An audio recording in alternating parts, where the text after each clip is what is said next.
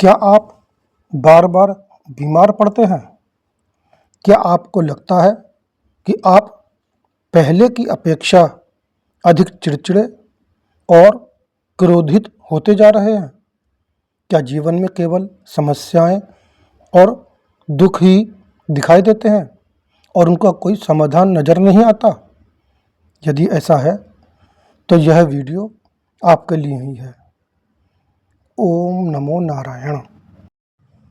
बंधुओं, आज हम देखते हैं कि अधिकांश लोग किसी न किसी शारीरिक या मानसिक समस्या से जूझ रहे हैं। छोटी बड़ी बीमारियां बढ़ रही हैं और अनेक लोग गंभीर रोगों की ओर बढ़ते जा रहे हैं। इसी प्रकार मनुष्य के व्यवहार में चिड़चिड़ापन, क्रोध, सहनशीलता और धैर्य की कमी जैसी समस्याएं लगातार बढ़ रही हैं। बंधुओं, आज ये समस्याएं लगभग प्रत्येक परिवार में किसी न किसी रूप में दिखाई देती हैं। आइए जानते हैं इन समस्याओं के कारण क्या हैं, क्योंकि जब समस्या की जड़ समझ में आ जाती है तब उसके समाधान का मार्ग भी दिखाई देने लगता है। बंधुओं, इन समस्याओं के अनेक कारण हो सकते हैं, परंतु उनकी जड़ें जीवन के प्रारंभिक संस्कारों और वातावरण तक भी जाती हैं। आज आधुनिकता की अंधी दौड़ में मनुष्य अपनी जड़ों से कटता जा रहा है, अपने संस्कारों को भूलता जा रहा है। यहाँ तक कि सामान्य मानवीय व्यवहार भी लोगों की समझ से दूर होता जा रहा है। जब कोई शिशु गर्भ में आता है तब से लेकर उसके जन्म और माता के दुग्धपान तक माता के विचारों, व्यवहार और खानपान का प्रभाव उस पर पड़ता है। जैसा माता का खानपान, व्यवहार और मानसिक पारिवारिक वातावरण होगा, उसका प्रभाव शिशु पर किसी न किसी रूप में अवश्य पड़ेगा। इसके अतिरिक्त आज हम प्रकृति से दूर होते जा रहे हैं और मशीनों से पूरी तरह जुड़ गए हैं। चाहे वह टीवी हो, मोबाइल फ़ोन हो, एसी हो या वाहन। यदि हम प्रकृति के निकट जाते भी हैं तो केवल ऐसे जैसे कोई कार्य निपटाना हो, ना कि प्रकृति से जुड़ाव के लिए। हमने स्वयं को अपने ही दायरों में सीमित कर लिया है।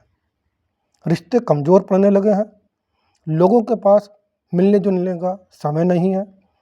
प्रत्येक व्यक्ति या तो स्वयं में व्यस्त है या अपने मोबाइल फ़ोन में।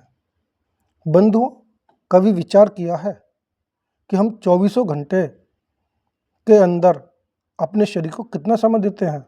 जब हम अपने शरीर को समय नहीं देते तो यह शरीर भी उपेक्षा का शिकार होने लगता है। जिस प्रकार निरंतर उपेक्षा किसी संबंध को कमज़ोर कर देती है, उसी प्रकार अपने शरीर की उपेक्षा भी धीरे धीरे उसे दुर्बल और रोगग्रस्त बना देती है। जब शरीर में असंतुलन और रोग बढ़ने लगते हैं तब मन में तनाव उत्पन्न होने लगता है। यही तनाव धीरे धीरे मनुष्य को चिड़चिड़ा, क्रोधी और अधीर बना देता है। छोटी छोटी बातें भी उसे विचलित करने लगती हैं और यही स्थिति आगे चलकर अनेक शारीरिक और मानसिक समस्याओं को जन्म देती है। एक बात समझ लें, केवल दवाइयों के सहारे जीवन नहीं बदलता।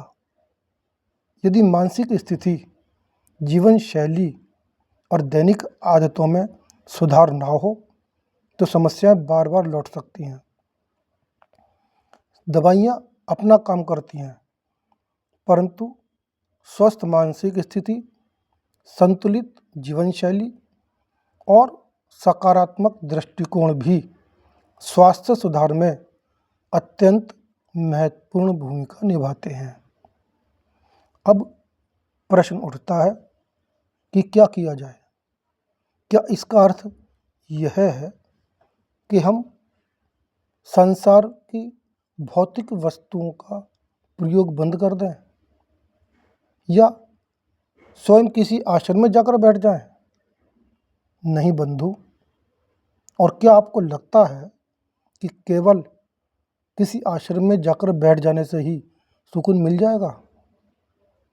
सुकून आपके विचारों में है, सुकून आपके व्यवहार में है, आपके प्रकृति से जुड़ाव में है, सुकून आपके भीतर है। तो फिर क्या करें? हाँ बंधु, बताएंगे, अवश्य बताएंगे। तभी तो आपसे यह चर्चा कर रहे हैं। परंतु जो बात बताई जाए उसे कुछ दिन बिना किसी किंतु परंतु के करके भी देखना होगा। यदि जीवन में वास्तविक परिवर्तन चाहते हो तो प्रयोग भी आपको ही करना होगा। देखो, कोई ज़बरदस्ती नहीं है, मानो या ना मानो, यह पूरी तरह आपके ऊपर है। हमारा कार्य केवल मार्ग दिखाना है, उस पर चलना आपको ही होगा। तो फिर ध्यान से सुनिए। आरंभ में एक बहुत सरल नियम बनाइए। प्रयास करें कि रात्रि में सोने से पहले लगभग 2 घंटे पहले टीवी और मोबाइल फ़ोन का उपयोग बंद कर दें।